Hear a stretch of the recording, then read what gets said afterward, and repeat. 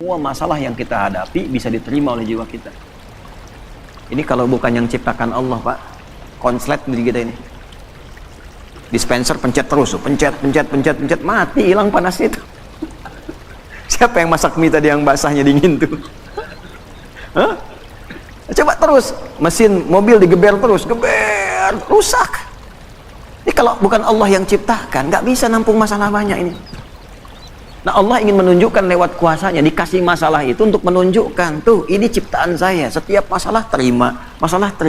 Cuma ternyata latihan masalah itu pada akhirnya untuk memberikan kemudahan kepada kita, melapangkan kembali jiwa kita sehingga masalah di masa depan yang lebih besar bisa kita terima dengan mudah.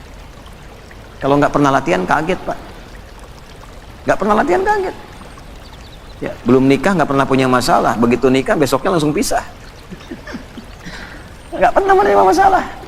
Jadi berbahagialah kalau sedang punya masalah, karena hakikatnya masalah diberikan untuk memberikan kelapangan pada jiwa. Semua mesti diuji. Kan kemarin kita belajar ya, hidup itu standarnya ada ujian. Sukses ada ujian, sekolah naik tingkat ada ujian, melewati ujian memberikan ketahanan. Begitu sering diuji makin kuat ya, sehingga naik kelasnya lebih cepat. Itu poinnya. Ya, kadang-kadang orang nggak pengen diuji, pengen lulus, kan repot tuh. Ya, baik, nyambung ya. Alam nashrah laka sadrak wa wada'na anka wizrak alladhi anqadha dhahrak. Nah, ini bagian kedua tuh. Muhammad SAW, bukankah aku telah lapangkan keadaan hatimu? Maka jangan engkau sempitkan sehingga engkau sulit mengatasi persoalan yang tengah engkau hadapi.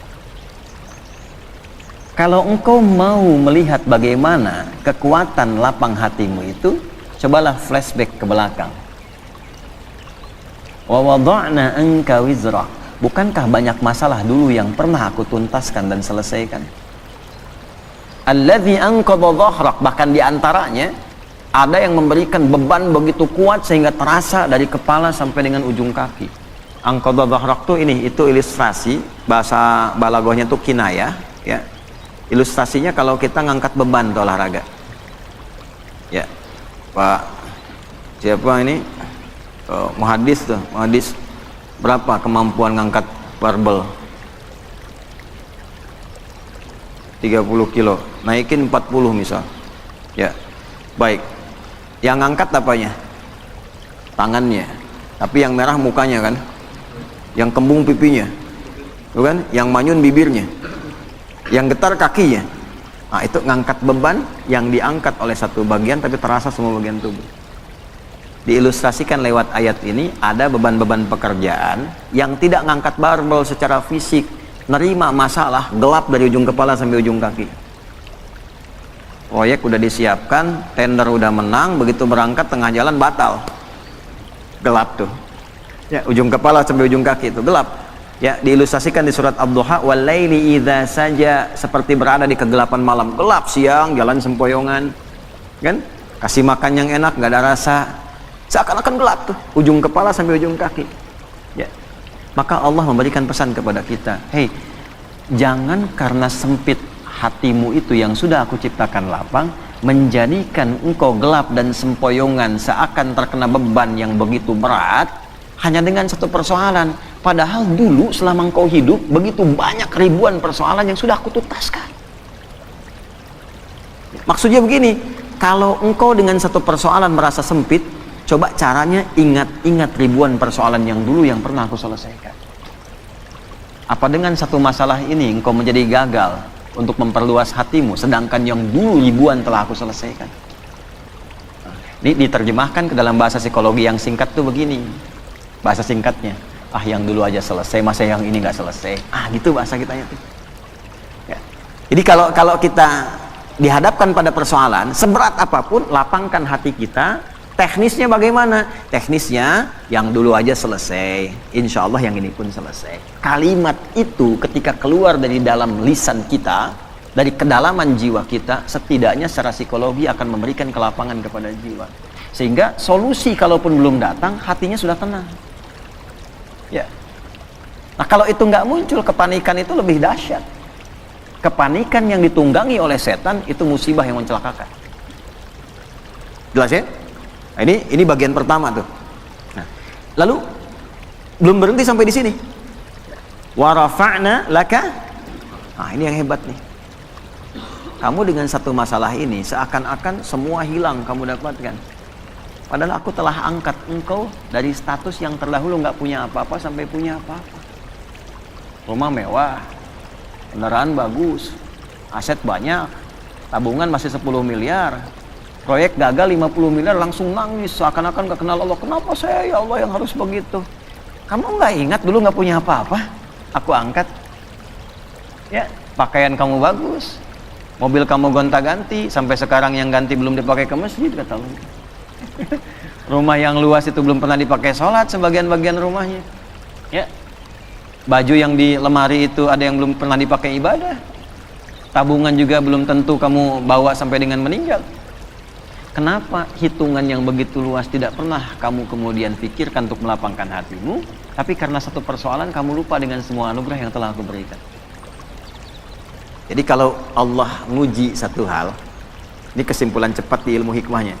Allah menguji satu hal yang kita lihat sebagai sesuatu yang gagal, itu tandanya kita diminta mengingat dengan syukur pada sesuatu yang telah kita dapatkan sebelumnya. Kalau mampu mendapatkan itu, maka itu modal awal untuk melipatkan anugerah yang sekarang kita anggap gagal. Gampangnya gini nih, ada proyek nih, ya, nilainya misalnya 1 miliar, udah proses bagus, tiba-tiba di tengah-tengah gagal. Padahal tendernya dapat, kemudian juga penawarannya bagus, disetujui. Begitu kita mau dapatkan, gagal. Maka ayat ini mengajarkan, jangan cepat simpulkan yang salah dulu. Lapangkan hatimu, syukuri dulu, flashback pada yang telah Allah berikan sebelumnya. Nikmati semua itu sehingga merasakan ketenangan pada jiwamu. Begitu ketenangan ada, syukur mengingat yang dulu itu kita hadirkan, maka Allah lipat gandakan dengan datangnya proyek baru yang nilainya lebih dari apa yang pernah kita dapati. Diakumulasikan. Itu yang dimaksud la in syakartum la azidannakum. Makanya kalau kita dihadapkan pada sesuatu yang kita rasakan nggak dapat, syukuri dulu yang ada. Begitu bersyukur, Allah tambahkan dengan apa yang belum kita dapatkan. Tapi kadang kitanya nggak sadar. Maaf kita, bukan kita. Kadang orangnya nggak sadar gitu. Kadang orangnya nggak sadar. Tiba-tiba dapat proyek baru, udah nuduh ke Allah, Allah jawab kemudian doanya dikasih, masih juga marah sama Allah. Ya. Padahal dilipat gandakan. Nah itu adab. Lanjut. Wa rafa'na laka dzikrak. Ini kita ngajinya al-ibratu bi umumil lafzi ya, la bi khususis sababi. Kalau sebabnya khusus ke Rasulullah. Ya Muhammad SAW, aku angkat namamu, aku naikkan statusmu, ya, aku lindungi engkau dengan perlindunganku, aku berikan limpahan harta kepadamu. Jangan sampai celaan dari orang-orang ini membuat engkau kemudian menjadi pesimis, ya, tidak semangat dalam berdakwah, sementara engkau lupa dengan anugerah yang telah aku berikan kepadamu yang sangat melimpah. Ya, jelas ya? Nah, ini ayat move on dari persoalan. Ya, Faiz lamaran misalnya, tiba-tiba tenda sudah siap, gitu kan? Mahar sudah siap, undangan sudah siap, calon belum siap. Tengah-tengah misalnya kena tipes tuh calon. Ya, yang perhatian orang lain, Faiz lagi tugas, kena sama orang misalnya tengah-tengah. Ya, move on. Move on. Wa rafa'na laka dzikrak. Aku telah angkat engkau dengan status yang lain. Ibumu ada, saudarimu ada, kerabatmu ada. Apakah tidak ada calon yang lain yang kau bisa dapatkan? Cari. Begitu kemudian kita syukuri dengan nikmat itu, Allah datangkan dengan kualifikasi yang lebih baik. Ya minimal sebelum kiamat kurang 2 hari lah ya. Nikah. Terus lanjutkan. Nah ini bagus ngaji secara psikologi nih. Kalau dibahas di jurusan psikologi ini luar biasa. Bagaimana cara menguatkan pada jiwa supaya persoalan itu mudah kita terima dan suasana hati menjadi lapang, selain mengingat kenikmatan yang telah Allah berikan, berupaya meyakinkan diri bahwa persoalan itu ya kita bisa terima dengan baik, maka turun ayat keduanya. Lanjutkan ya. Fa inna ma'al usri yusra. Nomor 5, fa. Kita ngaji pakai ilmu nahwu ya. Fa harfu atfin rabitin baina syai'aini bila hudud. huruf perangkai, dua peristiwa. Jadi ada peristiwa pertama, peristiwa kedua, peristiwa 1 dan 2 disambungkan tanpa jeda. Nyambung. Contoh. Nabi Zakaria berdoa kepada Allah, minta dianugerahkan keturunan. Dilakukan dalam sholat. Surah Ali Imran di ayat 38. Hunalika da'a Zakaria rabbah qala rabbi habli min ladunka dzurriyyatan thayyibah innaka sami'un du'a. Itu masih berdiri doanya. Jadi sholat berdiri minta sama Allah, ya Allah, orang-orang memvonis aku nggak akan punya keturunan. Secara medis istriku divonis maaf menopause dan mandul. Kata orang nggak mungkin. Karena makhluk memvonis tidak mungkin, aku serahkan kepadamu yang semuanya menjadi mungkin. Engkau pemberi tanpa batas, namanya Wahhab. Nah ini adab dalam Quran, kalau ada orang memvonis, ini nggak mungkin, ini nggak bisa, itu tanda dari Allah. Tinggalkan opini manusia, karena Allah memberikan tanda untuk langsung minta kepadanya, dan Allah ingin mengabulkan tanpa campur tangan makhluk. Itu, cara bacanya begitu. Begitu selesai kemudian berdoa, belum selesai sholatnya. Jadi baru klak doanya selesai, pakai fa ayat 39-nya di Quran surah 3. Fanadathul malaikatu wa huwa qa'imun yusalli fil mihrab annallaha yubashshiruka bi Yahya. Malaikat langsung turun seketika doa selesai, malaikat turun langsung mengabari. Kamu dapat kabar gembira, doamu dijawab oleh Allah, engkau akan punya anak, bahkan Allah yang memberikan langsung namanya Yahya. Ya, artinya hidup. Kata orang mustahil dari rahim seorang perempuan yang divonis menopause dan mandul lahir bayi yang hidup. Kata Allah tidak ada yang mustahil, jadi dan hidup dia. Namanya Yahya. Nah, jelas? Terjadinya kapan? Qaimun yusalli fil mihrab, masih berdiri dalam sholat, belum selesai sholatnya. Jadi antara doa dengan jawaban pakai fa artinya cepat tanpa jeda. Terapkan metode ini, pemahaman ini kepada ayat dimaksud, ayat yang kelima. Fa inna ma'al usri yusra. Kalau sedang punya masalah, sedang dialami, ingin melapangkan hati, cepat, jangan pakai jeda. Inna ma'al usri yusra. Seringkali kita baca terjemah, tapi tidak dialihkan ke bahasa psikologi. Sungguh di dalam kesulitan itu ada bahasa gampangnya begini, pasti selesai. Gitu. Ya, setiap masalah ada solusinya, bahasa gampangnya pasti selesai. Kalau Anda menghadapi masalah, apapun itu, seberat apapun, cepat katakan, jangan pakai jeda. Pasti selesai. Nggak ada yang nggak ada solusinya. Insya Allah selesai. Katakan dulu. Ya. Bahkan nanti banyak ditemukan di Quran itu pakai kul, katakan. Jadi kalau hati kita masih ragu, belum keluar, keluarkan dengan lisan, katakan dengan lisan. Pasti selesai, pasti bisa. Saya bisa.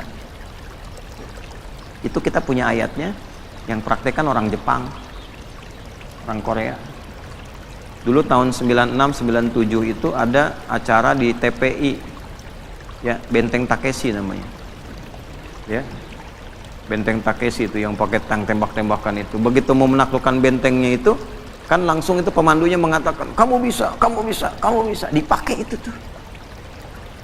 Lalu Korea melihat anak-anak TK di Korea itu disandingkan dengan kemajuan Jepang, dibawa ke suasana penjajahannya, dibawa di dunia edukasi, diambil di dunia positif. Jadi begitu masuk, sebelum masuk kelas harus mengalahkan Jepang. Kita bisa, kita bisa. Akhirnya sampai sekarang terjadi. Ya. Jepang bikin Honda, ya, Korea bikin Hyundai. Hyundai bacanya Hyundai. Kemudian sana masuk Piala Dunia, ini pun mesti masuk Piala Dunia. Sekarang kita impor pelatihnya gitu kan. Maju sekarang. Itu cuma satu kalimat, cuma satu ayat di Quran, inna ma'al usri. Pasti bisa. Coba bawa tuh di dunia olahraga, pasti bisa. Ya, kalau bawa atlet ini bisa, nggak ada yang nggak bisa, bisa. Nah katakan itu. Waduh, tapi ini mah lawannya, katakan tidak ada yang tidak mungkin, bisa. Bisa aja dulu gitu. Perkara nanti melawannya bagaimana, itu ikhtiar. Bisa aja dulu. Ya. Lakukan dulu, tugas sempurnakan, misi selesaikan. Ya, yang pertama dilakukan itu tanamkan pada diri kita, ini bisa nih, nggak ada yang nggak bisa. Nah itu seorang muslim begitu. Dan itu digunakan sifat ta'zimun nafsi. Bahasa bebasnya gini, kamu masih nggak yakin dengan saya? Katanya iman. Kau beriman sama saya, tapi ragu dengan ketentuan saya. Berarti kurang sempurna imannya. Ya. Nah, kalau masih ragu, dikuatkan yang kedua. Ini bukan pengulangan, di Quran nggak ada pengulangan. Kaidahnya berbunyi begini: takkidun limaknan jadid, taksisun limaknan jadid. Jadi kalau ada seperti diulang, itu sebetulnya penguat kepada makna yang baru, beda dengan yang sebelumnya. Contoh di surat Ar-Rahman itu, fabi ayyi ala'i rabbikuma tukadziban. Berapa kali disebutkan itu? Itu bukan diulang, karena fabi ayyi ala yang kedua beda dengan yang pertama. Fabi ayyi ala yang ketiga beda dengan yang kedua dan yang pertama. Itu dahsyatnya Quran. Nanti kalau sudah masuk surat Ar-Rahman itu, ya, kita coba bisa bahas dari satu sampai yang terakhir itu. Itu antara satu, kedua, ketiga sampai ke terakhir beda semua. Ya. Nah, ini yang kedua, seakan-akan kita menemukannya seperti pengulangan. Satu, fa inna ma'al usri yusra. Dua, inna ma'al usri yusra. Bagaimana menerjemahkannya? Ya, katakan pada dirimu, masalah ini pasti selesai. Tidak ada masalah yang tidak ada solusinya. Kalau kamu belum yakin juga, nah, tegaskan pada jiwamu, pasti selesai. Gitu. Jelas? Tidak. Kalau belum yakin juga, tegaskan pada jiwamu. Innama, pakai taukid lagi. Ya, gini, pakai ilmu alatnya. Alatnya namanya di i'rab. Inna harfu nasbin wa taukidin tansibul isma wa tarfa'ul khabara mabniyun 'alal fathi la mahalla lahu minal i'rabi. Paham? Tidak. Inna harfu nasbin wa taukidin, huruf nasab. Apa itu nasab? Kalau belajarnya di nahwu sampai di harokat saja. Huruf yang menjadikan kalimat itu berharokat fathah. Kalau jamak pakai kasrah. Kalau kita ngajinya pakai balaghah, nasab itu ungkapan menanamkan sesuatu dengan kuat tanpa goyah. Nasabar rajulu asahu fil ardi, seseorang menancapkan tongkat di bumi, di tanah, tidak goyah, kuat. Kalau ada kalimat pakai inna di depannya, artinya tancapkan informasi itu dalam hati, jangan pernah ragu. Fa inna ma'al usri yusra, cepat tancapkan dalam hatimu, pasti selesai. Pasti selesai. Tapi ya Allah, kapan selesainya? Tancapkan di hatimu. Yang kedua muncul, pakai taukid. Kan sudah aku tegaskan, tancapkan di hatimu, jangan berikan celah ragu. Nah, itu maksudnya yang kedua itu. Kadang kan masih ada begitu. Ya, udah berangkat, siap, laksanakan. Tapi bagaimana Pak keadaannya? Masih nanya aja, berangkat. Nah, kalau kita pakai rumus di depan, pakai na, dibalik lagi. Kamu masih nggak percaya dengan keagunganku? Iman kita disoal di situ. Jadi kalau pakai bahasa tingkat tinggi jadi begini, kamu masih beriman nggak sama aku? Gitu ya? Kan bahasa kita kadang-kadang begitu, kamu percaya nggak sama saya? Nah, itu digunakan oleh Al-Quran, logika itu untuk ditarik, untuk meyakinkan jiwa kita. Ya, nah, jelas sampai sini? Nah, jadi setiap ada masalah, apapun itu, yang pertama optimis. Ini bisa dilakukan. Ini selesai. Ini ada solusinya. Jelas? Kalau sampai sini hanya jadi optimisme pribadi, solusi belum tentu datang, cuman sampai ke ketenangan. Karena itulah Allah sempurnakan ayatnya, fa'idha faraghta. Nah, pakai fa lagi, kita pakai ilmu yang tadi. Walaupun hati sudah tenang, tidak menghilangkan ikhtiar kita untuk menyelesaikan persoalan. Kalau sudah tenang, cepat selesaikan dengan ikhtiar, jangan ditunggu. Alhamdulillah ya Allah, saya sudah tenang, terima kasih ya Allah, kini giliran mau menyelesaikannya. Oh tidak, Allah menuntun kita yang ikhtiar, pakai ilmunya, pakai tenaganya. Ya, baik. Lamaran nih, Mus'ab, udah kemarin ya, Syafiq belum ngomong. Lamaran, baru nawarkan ditolak sama anaknya kan. Baru ngasih tahu tuh, tanamkan, pakai ilmunya, ada solusinya, akan selalu ada jalan keluar. Tenang dulu, ya. Begitu sudah tenang, fa idza faraghta fansab, atur strategi kata Allah. Faraghta itu ya selesaikan sampai tuntas, sampai plong. Nggak masuk lewat jalan yang ini, bapaknya kan belum tentu juga nolak, ya. Ilahi lastulil firdausi ahla wala aqwa 'alan naril jahimi fahab li taubatan waghfir dhunubi fa innaka ghafirud dzambil azimi. Duhai ayah, Gitu kan. Memang aku tidak seideal seperti yang mungkin diharapkan di keluarga ini, bagaikan surga Firdaus yang didambakan. Tapi perasaanku pada putri Bapak sangat begitu dalam, sehingga kalaupun terpisah tidak memberikan perhatian, seperti berada dalam neraka jahanam. Fahabli taubatan waghfir dzunubi, aku menyadari aku punya kekurangan, tapi aku akan tunjukkan bisa menutup itu dengan kehadiran putri Bapak. Mohon dimaklumi, mohon toleransi, fa innaka ghafirudz dzambil azimi, karena saya yakin Bapak itu pribadi yang penuh kasih dan perhatian. Jadi itu. Ya. Jadi maksudnya apa? Ini kan cuma contoh aja. Nah, anak-anak muda kan banyak di sini. Ya, itu saya kasih ilmu itu dipraktekkan jadi tuh. Ada yang ditolak anaknya 3 kali, bapaknya datengin tuh. Ya, jadi. Ya, dalam beberapa hal gitu ya, beberapa kondisi. Nah, saya mau kembalikan pada satu sisi, dan hikmah akan datang setelah itu. Kalau ada pekerjaan apapun, tugas di kantor, apapun itu, optimis dulu. Setelah itu ada ketenangan. Nah, kalau sudah tenang, ilmu dipakai. Siapkan strateginya, eksekusinya bagaimana. Nanti kalau kita masuk ke manajemennya, itu ada di Al-Baqarah ayat 214 untuk manajemen persoalannya. Solusinya di Ali Imran ayat 142. Ini bukan ilmu takatik ya. Di Quran itu nanti ada numerik tentang keistimewaan angka-angka. Problem 214, Quran surah 2, ayatnya 214, itu posisinya kanan bawah, 214. Begitu diberi solusi, pindah ke surah 3, naik ke atas, paling kiri sebelah atas. Jadi dari bawah dipindah ke atas. Terus problemnya dipindahkan ke belakang, 142. Quran surah 2 ayatnya 214. Begitu naik ke atas, kiri atas, naik dari bawah ke atas, 2-nya dipindah. Jadi yang 2 itu yang persoalan dipindahkan ke akhir, jadi ayat 142. Pembukanya sama, am hasibtum an tadkhulul jannata. Di Al-Baqarah 214 am hasibtum an tadkhulul jannata. Di Ali Imran 142 am hasibtum an tadkhulul jannata. Am hasibtum an tadkhulul jannata, apa engkau kira mudah meraih kesuksesan yang kau dambakan?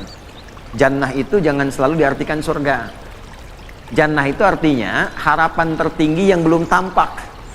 Kenapa surga disebut jannah? Karena kita berharap dengan tinggi belum tampak sekarang. Ya, nanti ada jannah itu sifat kesuksesan, pekerjaan sukses, belum kelihatan, belum nampak sekarang, disebut jannah. Tuh. Makanya kenapa orang Arab itu ingin mendapati dan memiliki kebun yang luas, rindang, ada air mengalir dan sebagainya, karena di sana padang pasir dulu, nggak susah dapatnya. Begitu mereka dapat disebut jannah. Nah, kita itu tiap Jumat itu disunahkan kan, malamnya Yasin, paginya kan surat Al-Kahfi. Ya, Yasin untuk penguatan secara spiritual. Kalau sudah dekat dengan Allah, kenal dengan Rasulullah, gitu kan, dipraktekkan. Nah, manajemen prakteknya itu, implementasinya itu secara konseptual di surat Al-Kahf, sepekan sekali. Kan ada 4 kisah viral tuh tentang pemuda yang konsisten. Yuk, mumpung masih muda harus punya visi. Visi membangun, visi penguatan, visi mencerahkan, visi konsisten pada kebenaran, kan? Setelah itu kisah apa? 2 orang sahabat. Kan 4 kisah tuh. 1 Ashabul Kahf, yang para pemuda itu, ya. Yang kedua 2 orang sahabat yang sedang dialog, yang satu kaya, yang satu sahabatnya orang biasa. Ya. Baca ayatnya ya, angkat tangan. Coba kita tes anak-anak muda nih. Coba baca. Jannatain. Wadrib lahum mathalar rajulaini. Muhammad kasih contoh tentang kisah 2 orang viral. Ya, yang salah satunya sukses dan kaya. Kekayaannya digambarkan dengan kata jannah. Jadi kita kerja, pengen punya aset, pengen punya omset yang tinggi, belum dapat. Nah, itu jannahnya dunia, belum tampak. Di akhirat disebut surga, itu jannahnya kita belum tampak sekarang. Sekarang ayatnya dipakai, am hasibtum an tadkhulul jannah. Apa kamu duga kamu akan sukses dunia akhirat? Bisnis kamu sukses, pelajaran kamu sukses, keluarga kamu sukses, di akhirat kamu sukses dapat surga.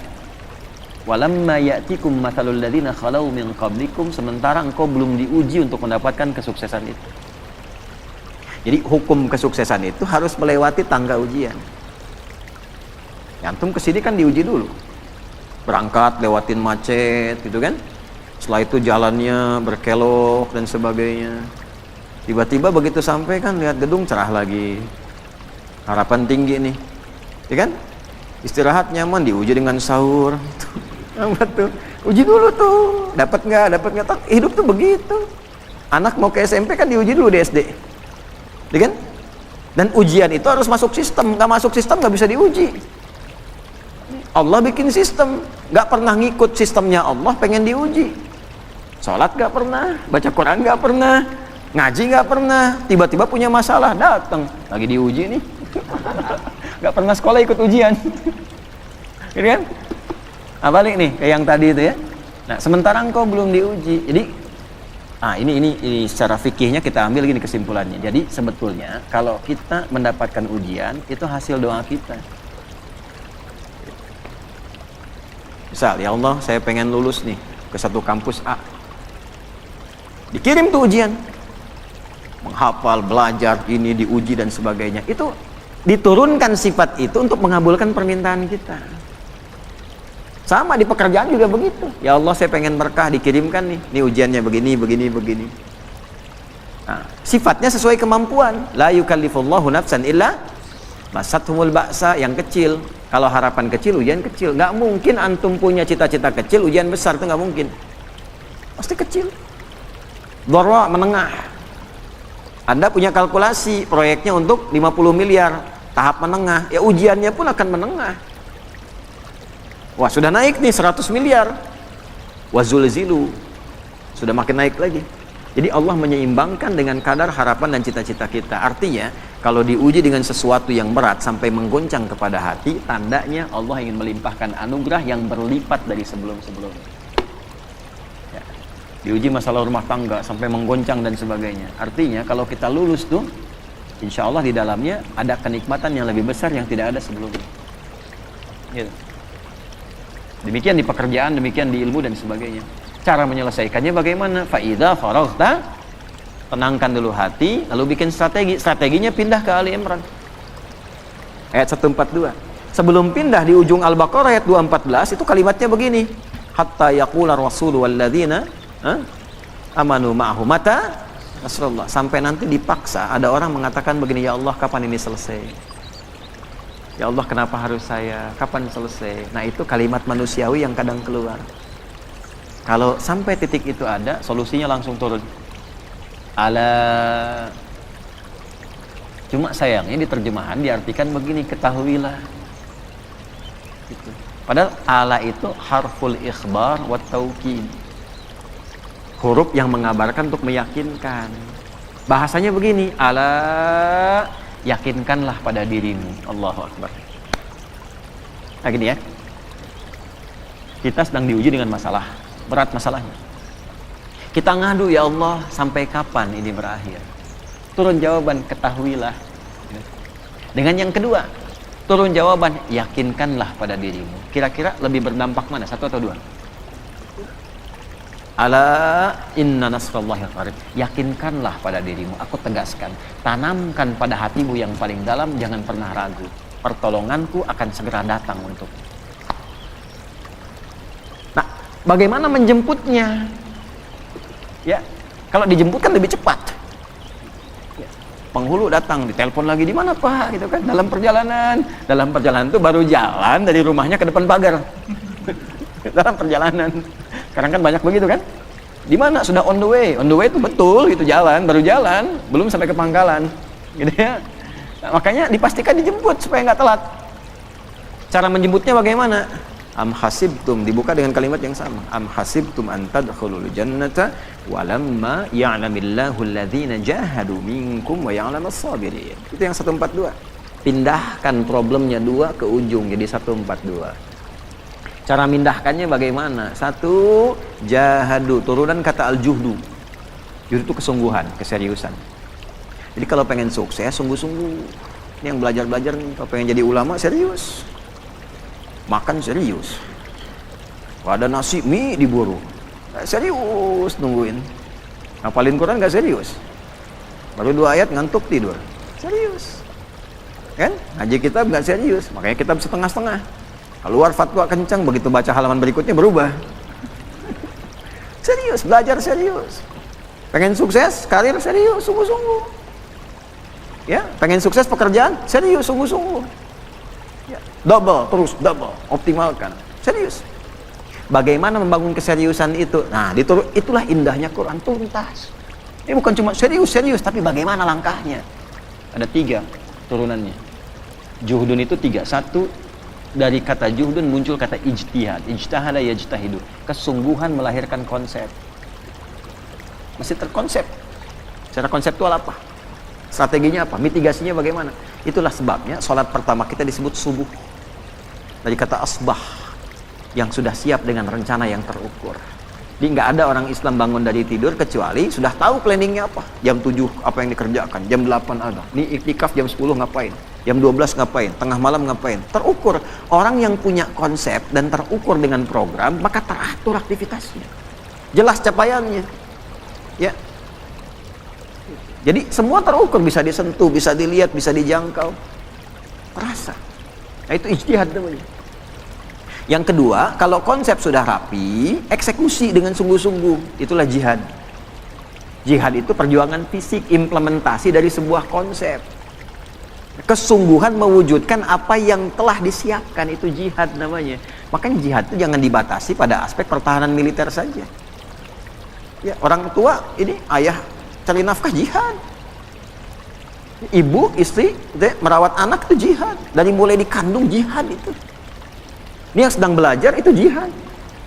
Ya, jihad itu sungguh-sungguh. Jadi jangan alergi dengan kata jihad, karena jihad itu positif asalnya.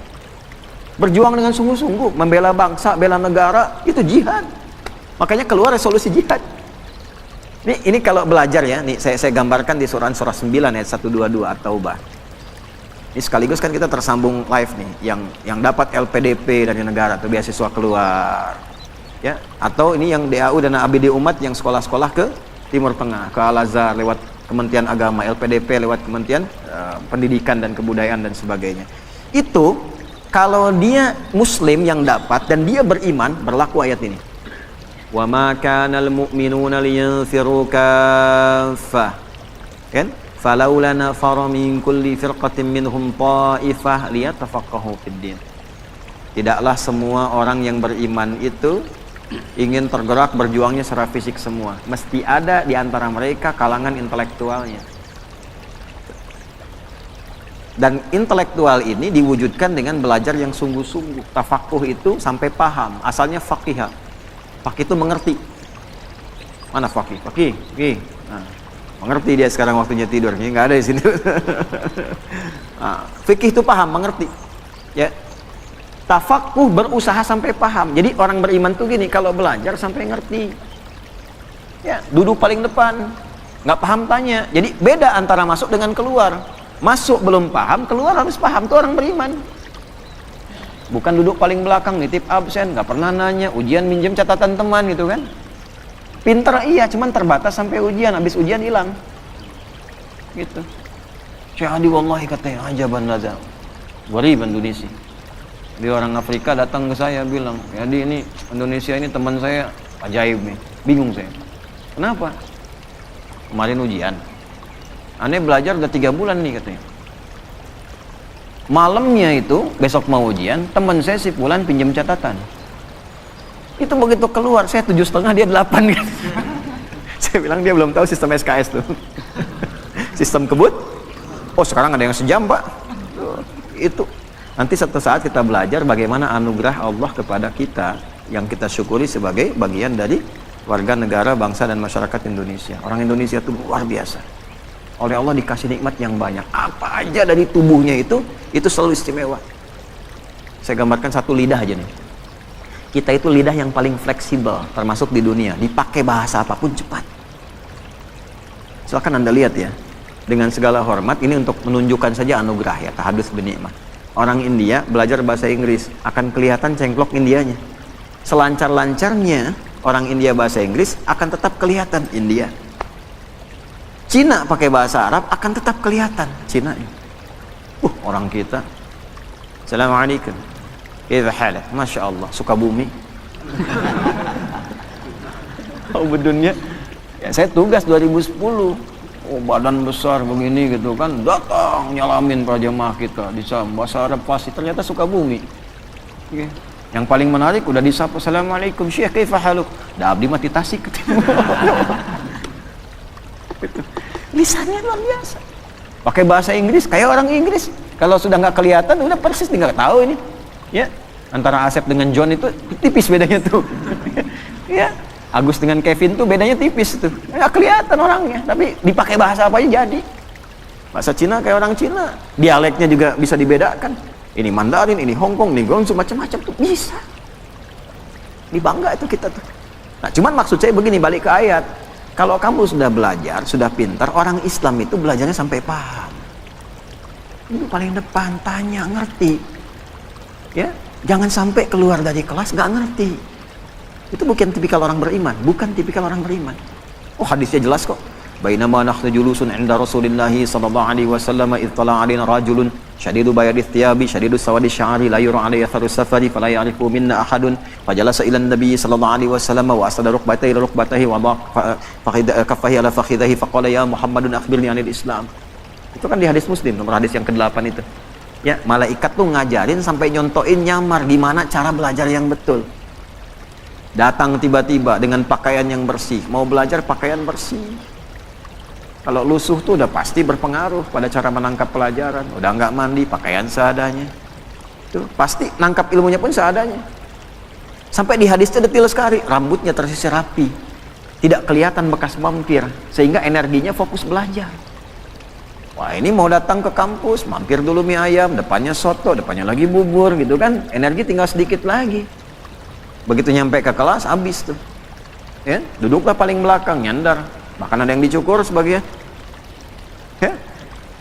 Setelah itu apa? Duduk paling depan. Duduk paling depan sampai dekat dengan guru. Sehingga apa? Kalau mic kayak tadi dengung dan sebagainya, nggak jelas, di depan jelas.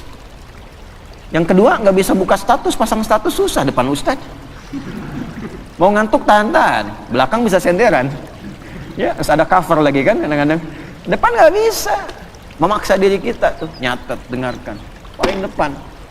Nah, kalau sudah paham, waliyundziru qaumahum, pulang bangun negerimu, itulah hebatnya Islam. Yang nonton-nonton nih diaspora nih, pulang. Ya, jangan andalkan pemerintah, anggaran sekian, tapi bagaimana kami? Orang beriman itu ciptakan kondisinya. Kamu yang kreatif, jangan selalu harus difasilitasi. Untuk apa jauh-jauh sekolah kalau nggak bisa bikin sesuatu? Sifat Quran pulang, dan detil kalimatnya, waliyundziru qaumahum, pulang bangun desamu. Itu orang mana? Tangerang. Orang mana? Medan. Pulang ke Medan. Medannya di mana? Di Medannya tuh. Ya. Benar tuh. Ya. Mana Semarang? Udah Boyolali gitu kan? Nggak apa-apa, bagus. Semarang, Klaten kan, dari Semarang 2 jam lagi, kan nggak apa-apa. Medan di mana? Medannya pulang ke Medan. Medan ke Medan, Tangerang pulang ke Tangerang, Garut pulang ke Garut, ya, pulang ke masing-masing. Nanti di masing-masing itu bangun desanya masing-masing dengan kepakarannya. Insinyur apa? Daerahnya apa? Hebatnya itu mitigasi sebelum berangkat. Oh, saya dari Goa nih, misal Sulawesi. Daerah saya butuh ini, dapatlah beasiswa, berangkat dia ke situ sesuai jurusan, pulang bangun desanya. Kalau semua pelajar begini di negeri kita, maju Indonesia itu. Dan itu sifat iman di dalamnya. Orang beriman itu begitu. Jadi cinta kepada negara, cinta negeri itu tidak hanya diwujudkan dengan kata-kata, ditunjukkan. Kamu pelajar begini mencintai negerimu. Kamu pengusaha begini mencintai negerimu. Yang paling hebat tuh begini, kamu makan di Indonesia, minum di Indonesia, kerja di Indonesia, tapi belum bisa memberikan sesuatu bahkan untuk orang yang mensuplai kekayaan kamu itu. Maka keluar zakat, keluar infak. Nah, skema infak itu bukan ke pusat dulu, di daerah kita bekerja dulu, beraktivitas. Bantu itu supaya sama-sama sukses. Jadi semua itu ada babnya. Yang ilmu di Dharma Baktikan, yang kaya di Dharma Baktikan, ya kan? Jangan sampai makan di sini, minum di sini, harta dibawa keluar, ya kan? Yang dibangun yang di luar, di dalam nggak dapat apa-apa. Itu bukan tipikal orang beriman. Ini kita ngaji Quran ya, sebagai spirit orang Islam, apalagi Ramadan. Nah, jadi itu sifatnya. Ya, jahadu, jihad. Termasuk di bidang militer, negara kita butuh, hadir kita. Niatnya apa? Membuktikan keimanan kita. Makanya nggak bisa dipisahkan tuh. antara sifat-sifat spiritual ya dengan sifat-sifat pengabdian sosial. Dan bersyukurnya di negara kita difasilitasi dasar negaranya. Pasal 29 ayat 1, negara berdasar atas ketuhanan yang Maha Esa, diwujudkan di Pancasila, ketuhanan yang Maha Esa. Implementasinya apa? Ada kemanusiaan, ada persatuan, ada kerakyatan, ada keadilan. Tapi tidak mungkin terwujud kalau tidak ada ketuhanan. Nah, orang Islam memahami itu bagaimana? Di semua bidangnya. Kalau pelajar berketuhanan, belajar yang benar, pulang bangun negeri. Ya. Bisnis sukses, pulang bangun kepakarannya dan membaktikan. Tanya apa yang bisa saya berikan. Itu poinnya. Jelas? Nah, tidak salah kalau mau di luar cari pengalaman, silahkan. Tapi pada akhirnya mesti ada niat untuk kembali membangun. Karena yang ditanya itu adalah amanat tempat kita berpijak. Nah, yang paling sekarang harus diluruskan itu adalah yang sekarang dicitrakan, dipotret, nggak pengen yang itu muncul, maka ada yang bikin tuh, dibikin-bikin, jihad itu ekstrim, jihad itu teror gitu. Kita dibelokkan dari makna yang sesungguhnya, sehingga anti dengan kalimat jihad itu. Padahal itu positif. Seakan-akan hilang di fikih. Dipahaminya nembak orang dibikin jihad, judulnya. Bom orang dibikin jihad. Itu yang salah. Nabi sudah mewanti-wanti dari dulu. Hati-hati itu di hadis Muslim. Akan ada orang yang kelihatan seperti sholat, seperti puasa, seperti zakat, tapi ternyata dalam saat yang sama mencela orang.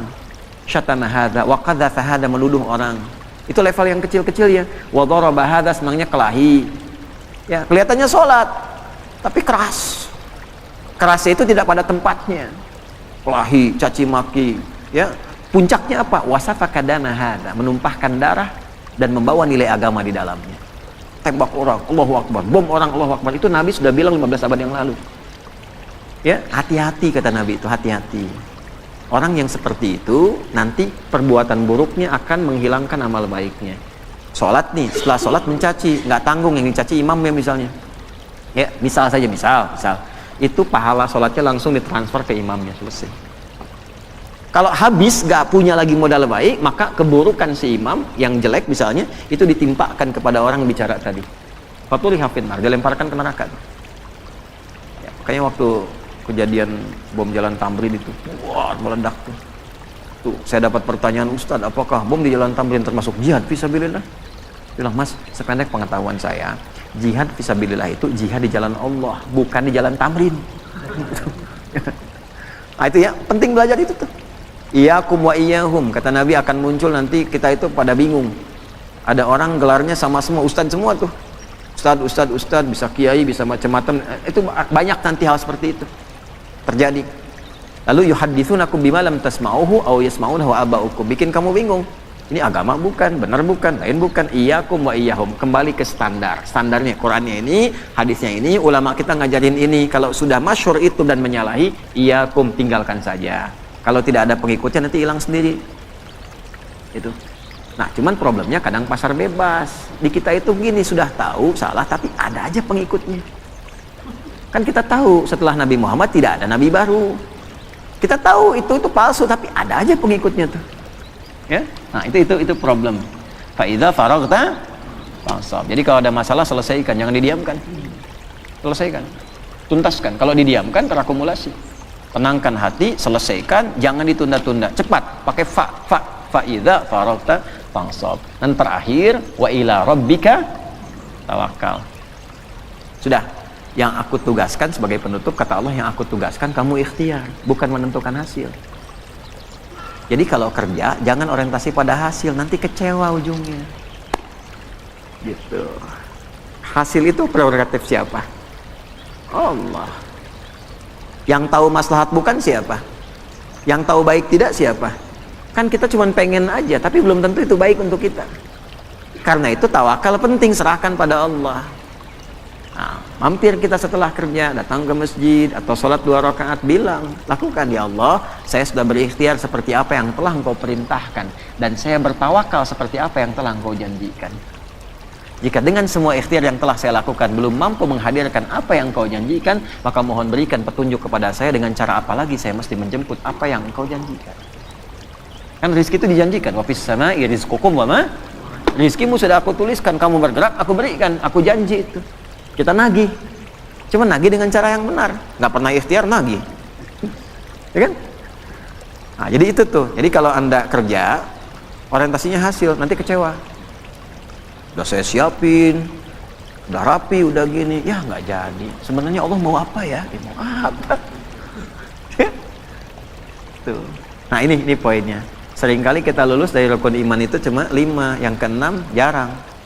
Padahal dibuka dengan iman, yakin, nggak boleh ragu. Ini tiangnya 6 nih, nanti ada barcode di setiap tiang, bisa di-scan. Ya, ini 6 nih menggambarkan rukun iman. Jadi kalau ke masjid harus hatam keimanan itu. Di luar menara 5 tingkat rukun Islam, nanti boleh ada tangganya. Di setiap tingkatan itu ada spot untuk istirahat, nanti barcode-nya di-scan. Di situ ada penjelasan. Iman pada Allah, malaikat, kitab, rasul, kiamat, yang ternam qada dan qadar.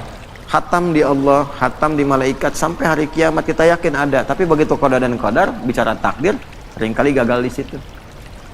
Ya, seringkali gagal di situ. Kenapa harus saya ya Allah? Kenapa harus begini ya Allah? Katanya iman. Jelas ya? Nah, itulah al-insyirah. Orang yang sudah bisa mengimplementasikan ini dalam kehidupan, maka hidupnya cenderung lebih lapang, cenderung lebih tenang. Dan sebagai penutup, kadang-kadang ketenangan itu lebih mahal dibandingkan harta yang kita buru dan kita ingin dapatkan. Mas, ya, pilih mana tuh? Kaya tapi gelisah atau miskin tapi tenang? Udah 2 aja, nggak usah cari yang lain. Saya tahu pengen kaya dan tenang. 2 tuh, kalau disuruh milih tuh. Ya kan tadi saya udah bilang cuma 2 pilihannya. Tapi kan manusia selalu mencari alternatif kan? Kan rumusnya gitu. Kalau terjebak dilema di antara 2 cinta, cari yang ketiga gitu kan? Ya. Artinya apa? Tenang itu penting. Karena itu sakinah didahulukan sebelum mawaddah. Ya. Wa ja'ala bainakum mawaddah. Tapi sakinah dulu, litaskunu ilaiha. Makanya singkatannya samara, bukan masara. Ya kan, samara, sakinah dulu, baru mawaddah. Dan mawaddah itu kan cinta kasih yang dibangun dengan kebutuhan-kebutuhan materi. Ya, di balik materi ada cinta. Istri cemberut, datang dengan materi, kasih gelang 2 kilo, sembuh lagi tuh. Itu materi itu. Ya, pulang bawa bunga, Pak Ahmad bawa bunga pulang tuh. Wah, berbunga-bunga hati. Ya kan? Apalagi dengan emas, beremas-emas tuh. Jadi materi itu membawa cinta, tapi sementara. Sementara. Ya, rahmat itu perhatian yang dalam. Tapi kenapa sakinah duluan? Harta kalau dikumpulkan tapi tidak membawa ketenangan, hampa kehidupan rumah tangga. Betapa banyak orang kaya yang pisah, betapa banyak yang kaya yang sengketa. Kenapa? Karena tidak ada ketenangan.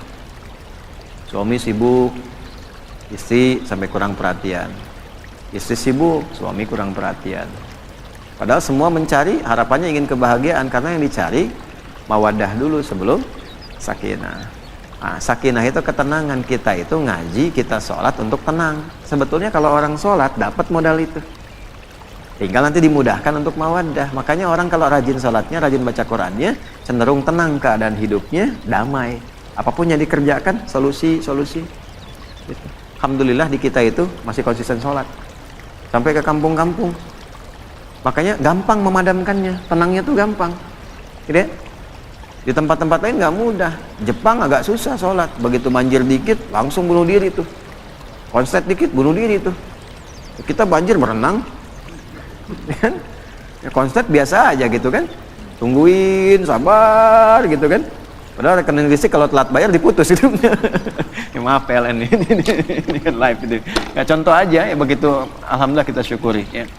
Baik, ini yang kita bahas di pertemuan subuh kali ini. Semoga Allah merahmati kita, memaafkan kita, memberikan kemampuan untuk mengamalkan apa yang kita pelajari, dan menjadikan pengamalan itu dapat membangun negeri, memakmurkan tempat yang kita pijak, dan mudah-mudahan itu dijadikan sebagai ibadah yang meringankan hisab kita di akhirat nanti. Allahumma taqabbal minna innaka antas sami'ul alim, tub 'alaina innaka antat tawwabur rahim.